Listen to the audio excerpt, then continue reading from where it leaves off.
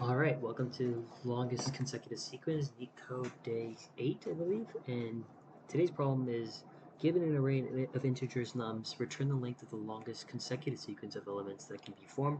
Consecutive sequence is a sequence of elements in which each element is exactly 1 greater than the previous element. The elements do not have to be consecutive in the original array. You must write an algorithm that runs in O(n) time. This is probably going to be the hardest part. But before we start, let's go through the example.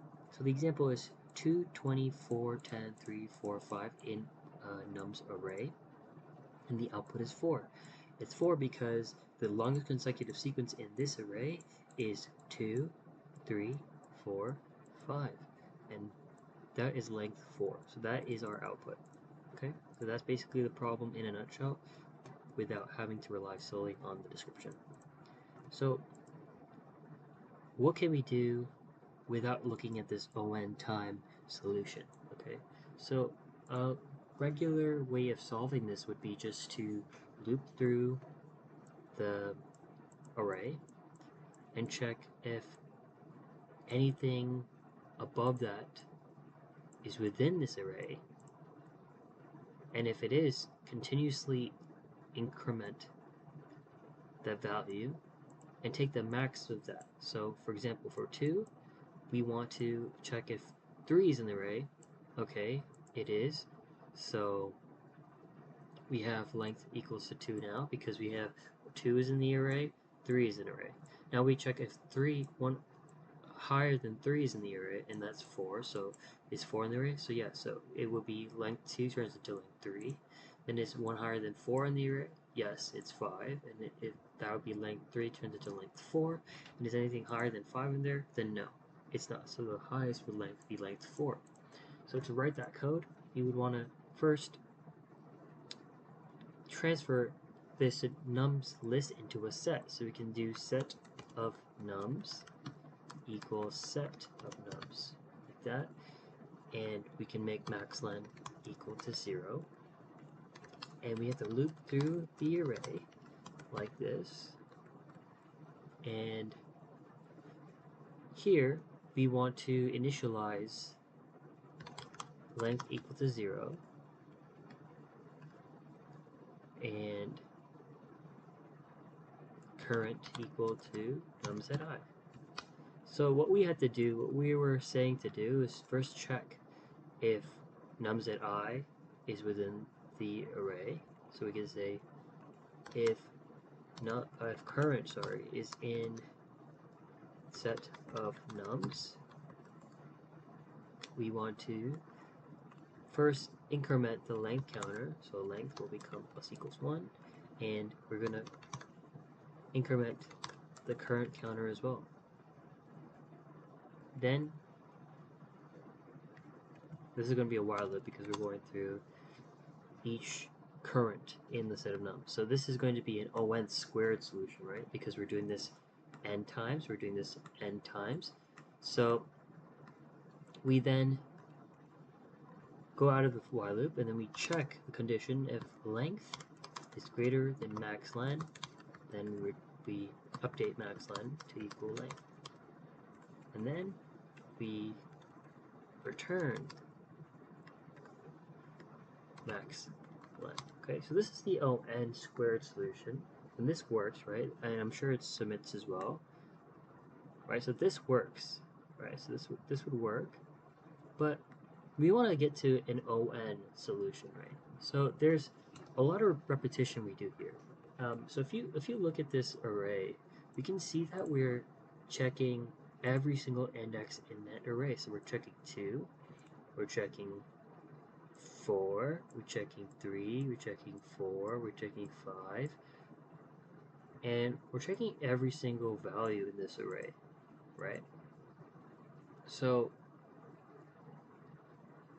what we can do to optimize that is that we can say, for example, we're checking 5, we can keep checking whether or not one value before it exists within the array. So if this value at this index -1 is in this set, then don't run this operation. If this value minus 1 is in the set, then don't run this operation because it's part of a different sort of longest consecutive sequence. If one lower than this is within a set, then don't run the operation until you get to the lowest integer that doesn't have something. For example, 2 minus 1 doesn't have a 1 in here. So then we can run the sequence on 2. And that way we can find the longest sequence without having to repeat these numbers.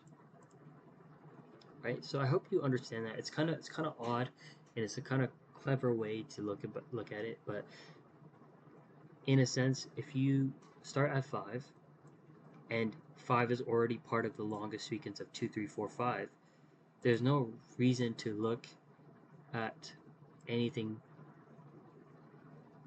after or before it, right? You'd want to look at the most minimal value that starts this longest sequence. So you keep looping until you find it. So to do so, we want to actually change this a little bit. So we want to first say if num is so let's just actually do this for num in set of nums.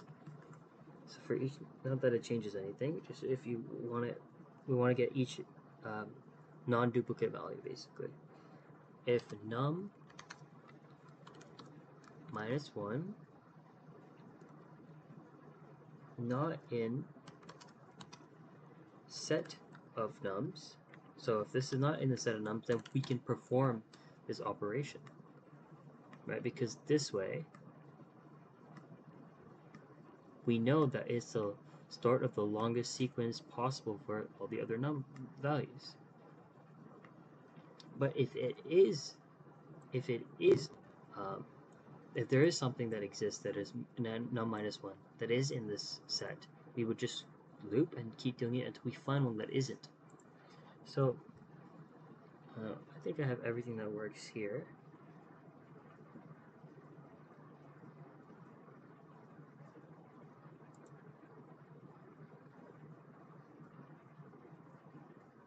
This is not set of nums, right?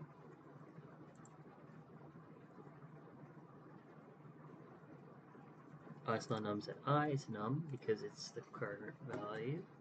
And we're using the set this time. There we go. Alright, so we can alter this code to sort of take away that repetition. If you submit, it's correct, and this is way more efficient than our last solution, right? I don't know if you could have caught that from this, but it's way more efficient because we're taking repetitive work and we're taking it out, and this makes it ON, right? So a lot of the times when it comes to making an ON squared solution to ON, a lot of people say that it's best to start off with the ON squared solution and then work your way to reducing the duplicate and double counted cases by maneuvering the logic somehow to get ON. And that's what we basically were able to accomplish here. It's a little tricky. I'm not gonna lie, I didn't get it on my first try. I did have to do some research again, so don't get like anxious that you don't know this off the bat, because I'm telling you, everyone has to search it up and figure it out for themselves. But just try to understand it and use what you've learned in this video. Like, for example, the set value, the set operation lets you use the in keyword in ON time. Sorry, O1 time, which is really powerful in interviews and interview problems, and to check things, to check if something's within a set or something's part of a set. You can do that in O1, which is really powerful. And using these, we can solve better and more complicated solutions or problems in ON time, which is really cool. So if you didn't get this right off the bat, understand it, go back, take a break, take a breather, come back to it, and try it again. And use what you've learned in these videos for different problems that you may encounter later on in this playlist of NeetCode 150 problems, or in any problem you're trying to solve. Anyway, thanks for tuning in to day 8, and we'll see you for day 9. Thank you.